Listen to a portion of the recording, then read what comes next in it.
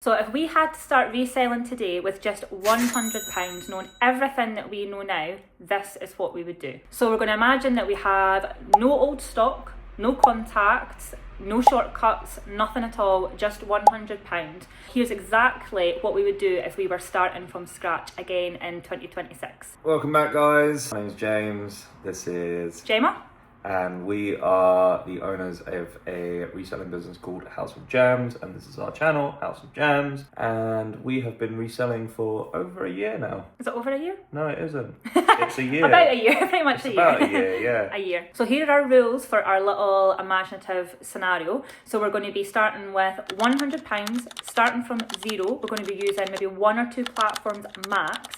And our goal isn't about getting rich quick, it's about, making sales and learning what works. So first of all, we're going to talk about some mistakes that we would try and not make starting at the very beginning. So first of all, we would not chase viral items when we're starting from scratch. Yeah. So again, some of these mistakes we've probably made, so we kind of are speaking from experience. Mm-hmm. So we wouldn't be chasing viral. Lauren. Yeah. So things like maybe Ralph Lauren, I'm trying to think of other viral items, but even just like, I suppose, vintage sportswear and stuff like that, you would say would be quite viral, so a lot of people selling it.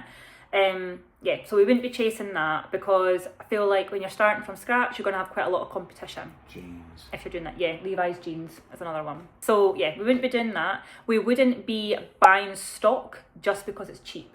Yeah. Because if it's something that people don't want, it doesn't matter how cheap you're selling it for, it doesn't matter how cheap you got it for, and how much... If people don't want it, they don't want it. So basically not buying something just because it's cheap. So another mistake that we would avoid is not selling something just because we're not getting our ideal price for it. I wouldn't sit on stock and not sell it, basically. So obviously you're not gonna, keep a hold of something, for example, a jacket, because you're not getting the perfect price. Someone's offering you like £5 off than what you're asking for.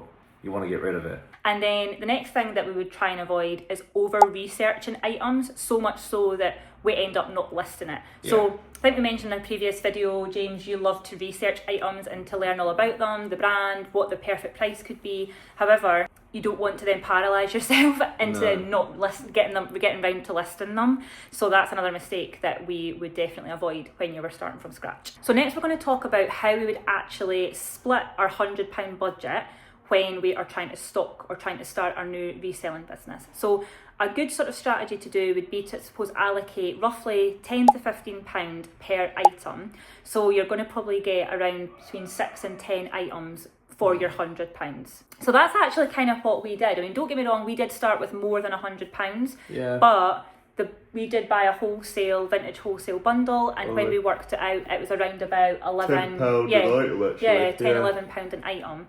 And it's definitely worth, I would say, buying less items that are better quality than buying more items that are not going to sell. Because fair enough, you might get 20 items or even more than that for your £100, but as we mentioned before, just because it's cheap doesn't mean, and just because you can sell it kind of cheap doesn't mean that anybody actually wants it. Exactly. So it's going to be trickier to sell. We're actually a little bit maybe guilty of this. Like, we do have some items that are quite inexpensive. We still have them, we haven't sold them yet, so we're probably going to have to lower the price quite a bit on those just to get them cleared, which is totally fine if you find yourself in that position. But so it's definitely better buying higher quality items and being a bit picky, actually. Yeah, totally. Than what with what you buy. I definitely would suggest, like we did, as I say, what we mentioned there, we did buy a wholesale bundle.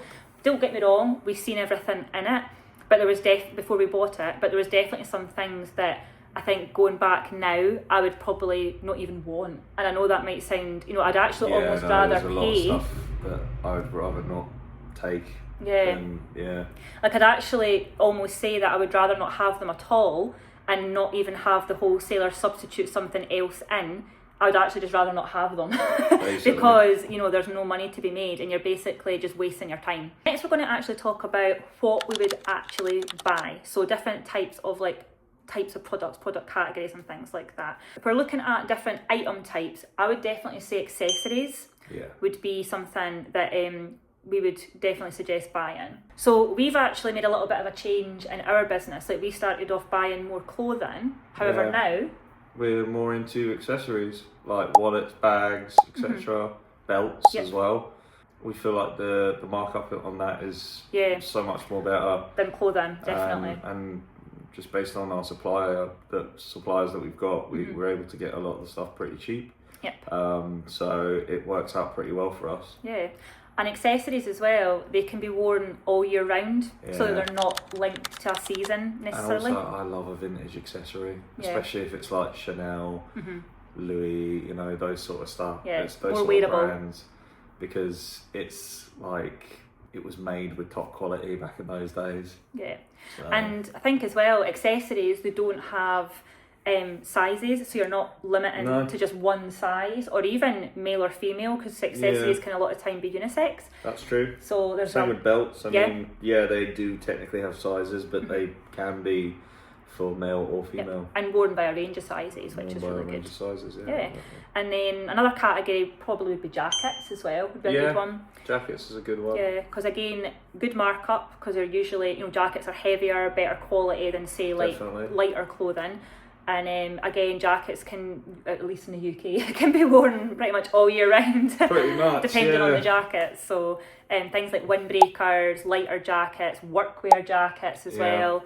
So definitely, and workwear would probably be another category I would suggest. So like, a lot of people like workwear because it's one of those things that can be worn all year round. It's just easy. Yeah, and it goes with everything, and it's usually quite good quality materials as well. So another thing to look out for when you are buying your items is good quality materials and fabric. So things that are, say, leather, 100% cotton. So if you are buying clothing like sweatshirts and stuff, check to see if it's got mainly cotton in it. Obviously, there are going to be things that maybe have a little bit of polyester, but I would try and avoid buying things that are like solely polyester and sort of man-made fabrics, because they are just better quality and they do last longer. I mean, wool as well. Wool, if you can get things that have like 100% wool, that's really good to take on.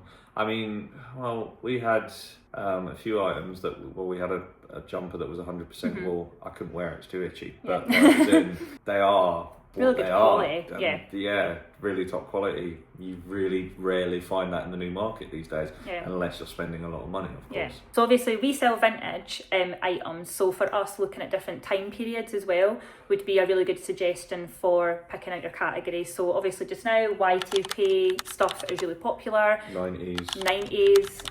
I even going as far back as like 60s, 70s, 80s if you can get your hands on. Personally, I always feel like the 70s never dies. It's in our fashion still to this day. So it's always in fashion in some way.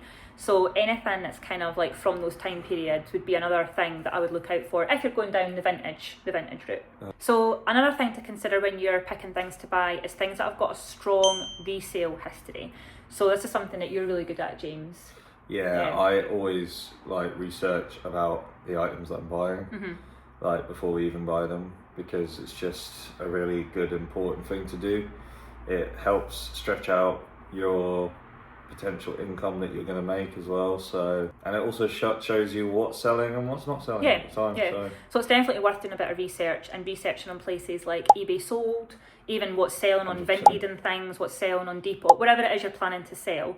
Have a little look and just see what things are quite popular, and what things have got a good sell-through rate. So when you're checking the eBay Solds, is there a lot of them selling, or is there not many selling? And that'll give you a little bit of an indication if that's a good item type to go for. So next thing that we would do if we were starting from scratch with £100 is we would really think about our pricing strategy.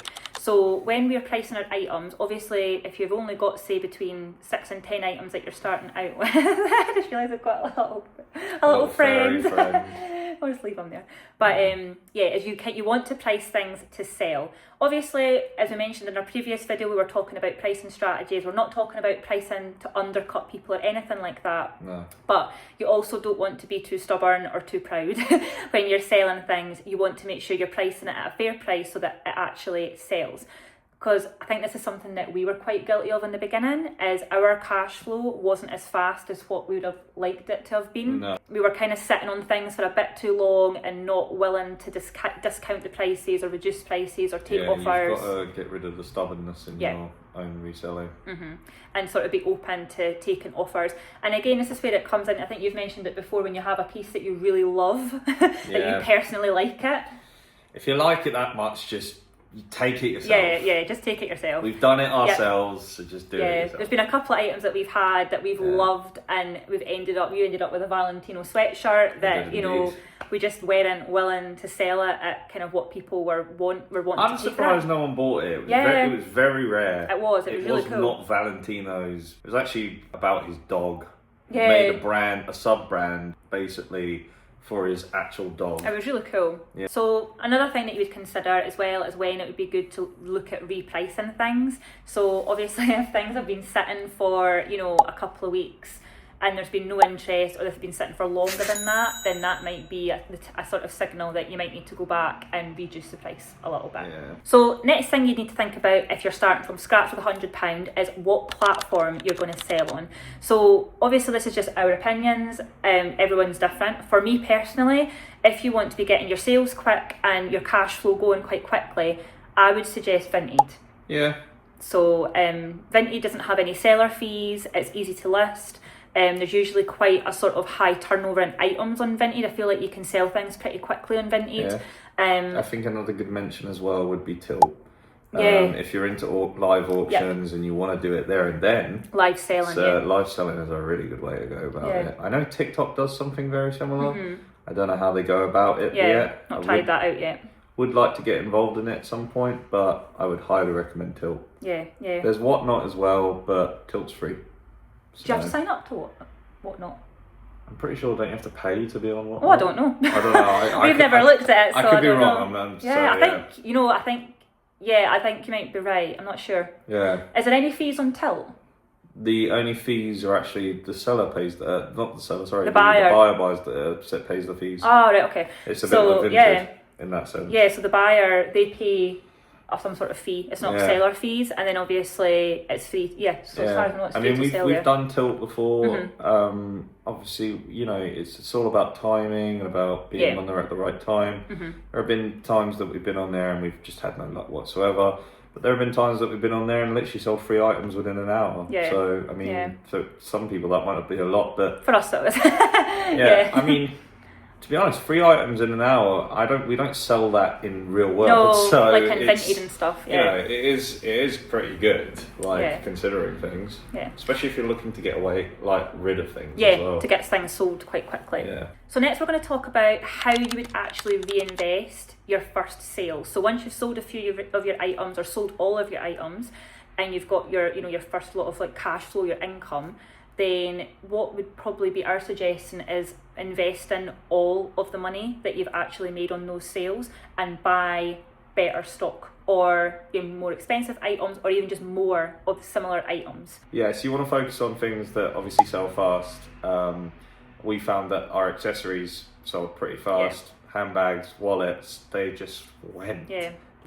And they went at a pretty good markup as well. And obviously if you've already bought 10 items or so, and you'll know which ones sold quicker than other ones and which ones you might be left with, so you know what stuff not to buy. So this strategy that we've kind of spoken through, if you'd imagine you were starting your reselling business with only £100, is not a get rich quick scheme or anything like that. It's about investing in your stock. And investing your time and your own money as well at the same time. So, and it's about learning what works. That's kind of what this strategy is all about. It's about learning what works, what doesn't, and what you can actually do in the future to then continue to grow your business. So if you're a new reseller and you're thinking of starting a reselling business, then make sure and let us know in the comments below. We'd love to hear about your experience so far. So if you found this video useful or interesting, make sure and hit subscribe and hit the bell icon for any future videos, and we'll see you in our next one.